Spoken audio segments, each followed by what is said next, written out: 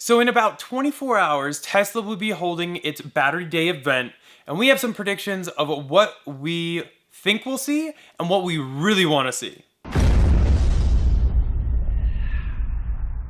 We've heard recently through media and through applications for permits at the Fremont factory that Tesla has actually created something called Project Roadrunner, which is like research and development for battery technology right there at the Fremont factory. But here's our predictions on what we will see tomorrow during Battery Day. So one of the first things we think is a definite is that there's going to be a new battery format. In the past, we've had the 18650s and the 2170s, which are now currently used in the 3 and the Y. Yep. But we're thinking there's going to be a new, larger format battery. Exactly. And Electrek actually posted a new battery format recently that they got, I guess, leaked or something. I don't know if Tesla is going to start leaking bad information eventually to kind of catch these moles. I don't know. But basically what they got pictures of, they kind of called it the biscuit tin.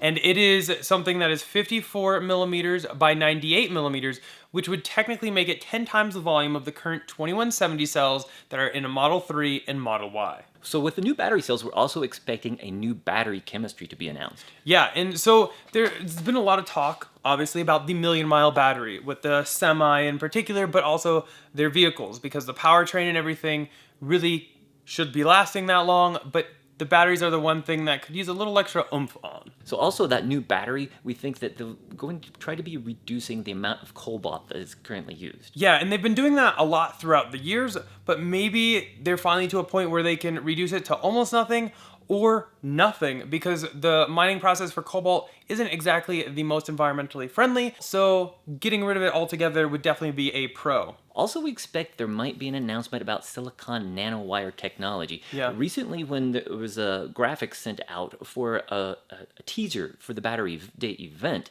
it showed like a zoomed-in picture from like an electron microscope, and many people identified that as being silicon nanowires. Which is kind of ironic because a company just moved into where they are doing their Project Roadrunner site called Amprius. And what did they specialize in? Silicon nanowires. Now, even Elon himself said it's just a coincidence, but I don't know. To me, it might just be he wasn't at liberty to say what was happening at the time.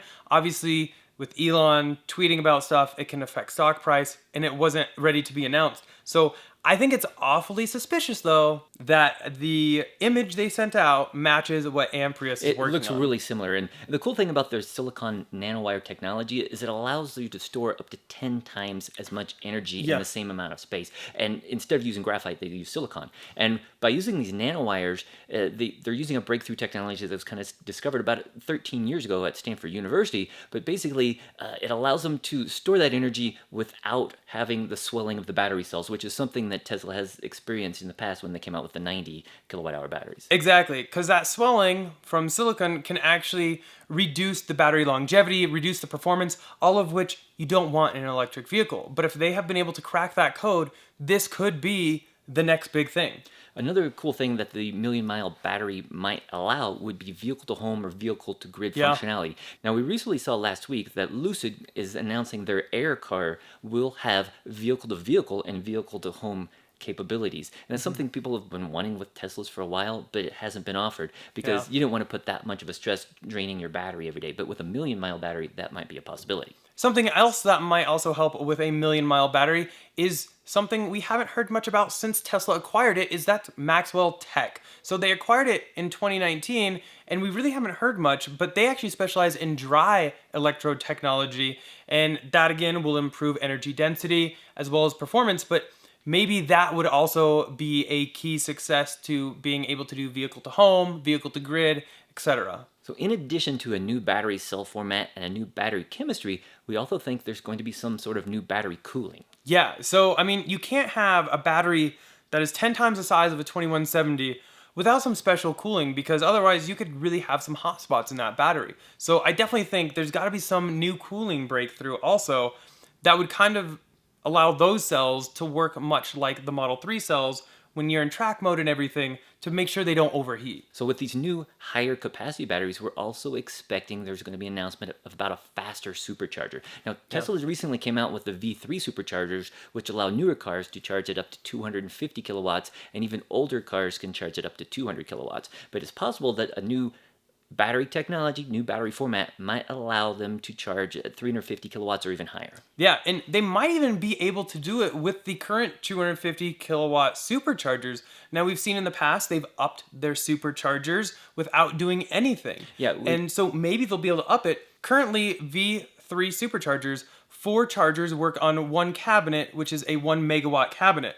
So maybe they can kind of load balance a little bit and be able to offer 350 kilowatts for a short sustained time, kind of bring it up to the Electrify America when they are working chargers that can actually top out at that 350. So we don't know if there's going to be any new products that are ready for sale immediately after Right. the Battery Day announcement, but one of them that we're thinking might be a possibility might be new power walls. Now, the current power walls can store about 13.5 kilowatt hours of energy, but these power walls have been out for over, I think, 3 years now. Yeah. And they work great, but there hasn't been any increase in the density or the capacity of these. So if they're coming out with a new cell for the vehicles, it's possible they might have new power walls. And we have heard that several people are reporting that they're trying to order power walls, and they're being told by Tesla that there's a wait of up to 4 or 5 months before new Powerwall 2s will be available. Seems awfully pushed out where there might be something new coming with these. And if we could maybe even double capacity or even bring it up to like 25 kilowatt hours or something,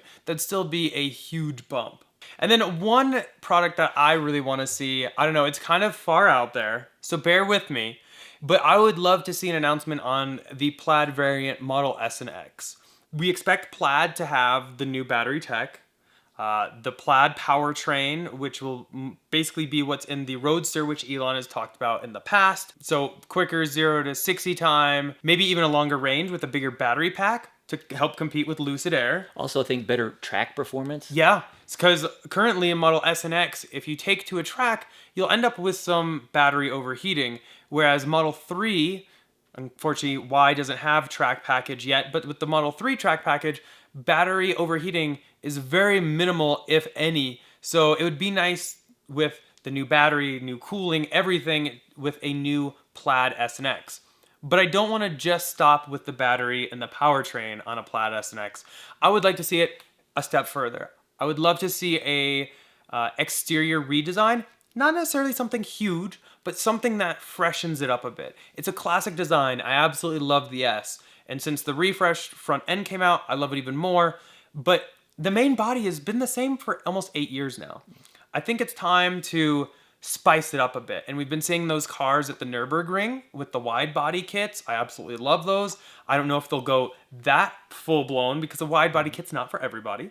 But I would love to see something on the exterior, especially that interior though. Yeah, I don't know if we're going to see the new Plaid SNX announced tomorrow on Battery Day. It might just be on the battery technology, which will go in those Plaid. Yeah. But it will, again, lead to the Roadster, which is coming, and also even the Cybertruck. I guess the other big thing though is where could they potentially be making these new batteries? So currently they only have that building that they're doing for Project Roadrunner now, but it's labeled as like R&D and stuff like that. So that might be where they are starting to build the cells for maybe the Roadster coming up. Low volume production. Exactly. Yeah. And then once they get everything fully figured out, maybe they would be able to move production maybe to Reno, but definitely for the Cybertruck factory and Y and everything down in Austin, it really makes sense just to kind of bring it all out there. So to sum it up, we think there's going to be a new battery cell, new chemistry, maybe a new product with power walls, maybe some new cooling, and faster supercharging. Did we leave anything out? Maybe Plaid SNX. Maybe Plaid SNX. If there's anything else that you can think of, though, that we might have left out or what you really want to see, definitely comment down below and we can talk about it down there. But we have like 24 hours until we can actually see what Tesla has been waiting to unveil for so long. Battery Day has obviously been pushed back a couple times due to the situation in the world. So we are all very excited to see what is becoming of this. Now, we will be live streaming tomorrow during the event. So feel free to come on in and watch it. And then right after the event, we will open it up, comments, and just kind of talk about what we learned, what we saw, just kind of like sum it up and really talk about it with all you guys, kind of like our normal weekly live stream. That is what we will be doing. So definitely subscribe if you haven't and hit that bell icon so you are notified when we do go live. As always though, huge thanks to our channel sponsor Abstract Ocean. If you are looking to accessorize your Model S, X, 3, or Y, definitely check them out, all linked down below, and using code Tesla Inventory will get you 15% off of your first purchase. Our 2 must-have accessories are definitely going to be a center console wrap. Really helps protect that gloss black piano material that Tesla uses from scratches, fingerprints, etc. And really helps make your Tesla your own because they have a ton of different colors and designs that you can choose from, as well as a matte screen protector. It really helps cut down any glare from the sun, as well as reduce any fingerprints, thanks in part due to that oleophobic surface that it has. So definitely go ahead and check them out. Huge thanks to them. As always though, thumbs up if you enjoyed that video. Go and click here to subscribe. Here for some other ones. We'll see you guys tomorrow. Bye.